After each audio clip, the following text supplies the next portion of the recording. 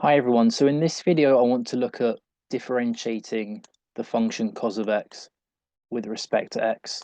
So in the last video we looked at differentiating sine of x, and what we found out was that the derivative of sine of x was cos of x. So in this video we're going to differentiate cos instead, and it's pretty much a very similar process. It's pretty much the same maths involved. So yeah, we're going to differentiate cos of x here. So again, we're going to use our definition of differentiation. So let f of x equal cos of x. Then the derivative of cos of x is going to be the limit as h goes to 0 of f of x plus h, take away f of x, all divided by h. So this is exactly the same as the limit as h goes to 0. So f of x plus h in our case is going to be cos of x plus h, subtract f of x, which is cos of x, all divided by h. So yeah, so this is now similar to the last video where we had sine of x plus h minus sine of x, and we had to use a trig identity to kind of manipulate this numerator to help us work out this limit. And we're going to do the same thing here. So we need to kind of use a trig identity to deal with this numerator. And the identity that we're going to need to use is this one. So cos theta minus cos phi is identical to negative 2 sine of a half theta plus phi multiplied by sine of a half theta minus phi. So yeah, we're going to use that identity. So if we let theta be equal to x plus h and phi be equal to x, we can then just plug these in to this identity there, and then we can get the numerator of our derivative. So we know that theta plus phi is going to be 2x plus h. So a half theta plus phi is just a half of that. So that's going to be x plus half h. And similarly with this half of theta minus phi. So theta minus phi is going to be x plus h, take away x. So that's just going to leave us with h. And so a half of that is just going to be a half h. So h over 2. Great, now we can plug in these values here into our derivative formula. So the derivative is going to be the limit as h goes to 0. And then using this identity up here, so minus 2 sine of a half theta plus phi. So that's going to be x plus a half h. And then multiplied by sine of a half theta minus phi, but that's just a half h. And we're dividing this all by h. Perfect, yep, so we get to this point here. And again, similarly with when we differentiated sine of x, we're just going to do a little trick here where we move this multiple of 2 down to the bottom of this fraction. So when you times a number by 2, so multiplying a number by 2 is exactly the same as dividing a number by a half. So instead of having this number 2 on the top of the fraction, what we're going to do is we're going to move this number 2 down here essentially. So let's do that on the next page. So the limit as h goes to 0 of negative 2 sine x plus a half h multiplied by sine of a half h over 2 is exactly the same as the limit as h goes to 0 of negative sine x plus a half h multiplied by sine of a half h. Sorry, this should be an h there. I don't know why that put a 2 there. That's an h. All divided by h over 2, because again, multiplying by 2 is the same as dividing by a half. And again, what I'm going to do now is I'm just going to split up this fraction here into 2 different parts so we can clearly analyze the limits. So we've got negative sine of x plus half h multiplied with sine of a half h over a half h. So that's going to be our derivative, this limit here.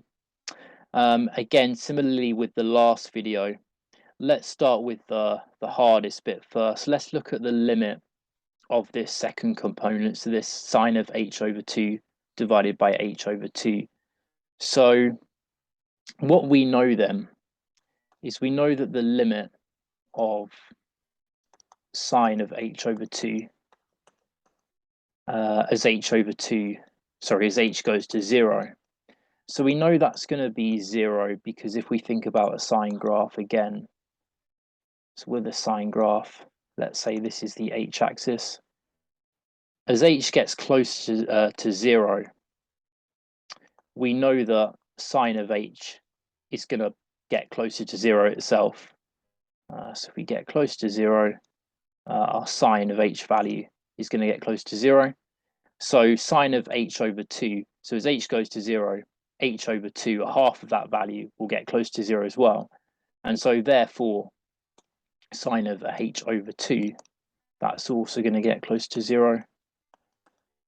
And now if we look at the denominator, so h over 2, so that's quite clear. So as h gets close to 0, a half of h is obviously going to get close to 0 too. So what we know then, when we're going to need to use kind of like a small angle approximation here. So if theta is small,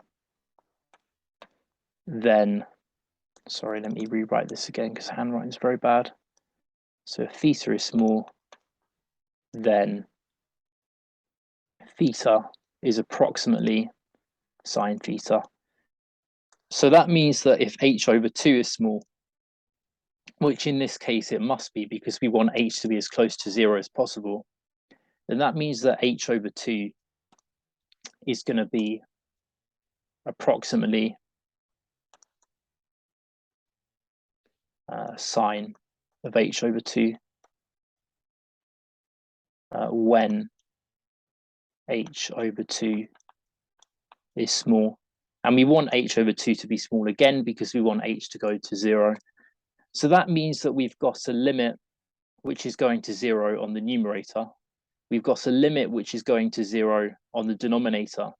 And these two functions here, this sine of h over 2 and this h over 2, are both approximately the same. So essentially what we're doing then is we're dividing two functions which are pretty much the same for small h values by each other. And when you divide two numbers which are the same by each other, you get the number 1.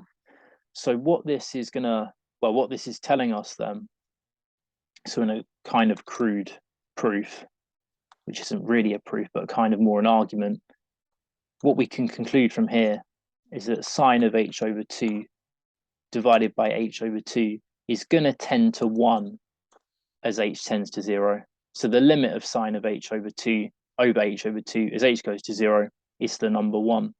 So that's this this second part of this limit dealt with. So this is going to tend to the number 1.